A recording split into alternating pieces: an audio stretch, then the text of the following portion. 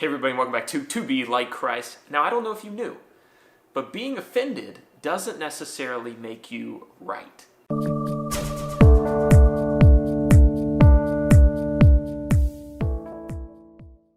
Step back in time with me for a little bit to Jesus' trial. Now, everybody knows that Jesus' trial was a sham.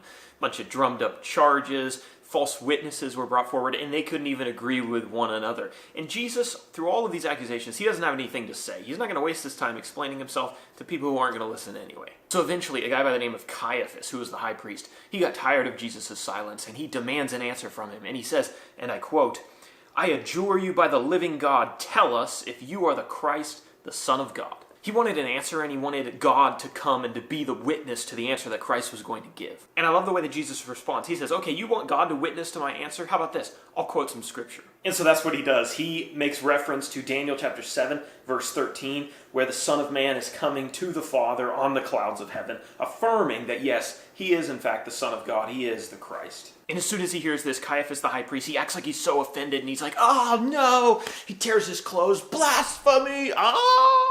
And then Caiaphas says that Jesus needs to be killed because he's mocked God in making this claim about himself. And I think there's a really important lesson to be learned here, and it's this. Outrage and offense are not the same as truth. Why is this an important lesson even for modern audiences? Well, it's because more and more often, offense and outrage are being equated with what's true. People said, well, if this offends me, if it goes against what I believe, it must not be true. If it outrages me, then the person who said it must be in the wrong. You notice what Caiaphas doesn't do here. He doesn't spend any time evaluating whether Jesus' claim is scripturally sound, if he used that verse reference correctly. He doesn't take any time evaluating whether or not the evidence of Jesus' life matches up with the prophesied Messiah. In his mind, Jesus is not the Messiah. It's not what he thought the Messiah would be. And when Jesus comes in opposition to his already held beliefs, he's not interested in evaluating the evidence. He's just offended when Jesus claims to be something that he doesn't believe is true. So after this, Jesus comes up to Caiaphas and he's like, you know what, man, I didn't mean to offend you. I was wrong for saying that.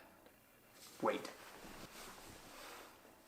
Oh, wait, that's not actually what happens next. What we find out next is that just because Caiaphas is offended doesn't mean that he's right. In fact, there's probably no one further from being correct in that whole room than Caiaphas. Jesus was the Messiah, the prophesied Messiah. All the evidence was there. Just because Caiaphas was offended didn't make him right. What made someone right, and what makes someone right even still today, is an examination of the evidence. Whether that evidence offends you really doesn't have any bearing on what's true. And so we need to keep that in mind as we go about our lives, that truth has a long-running track record of stepping on people's toes, and we may just find the truth when our toes get stepped on the most.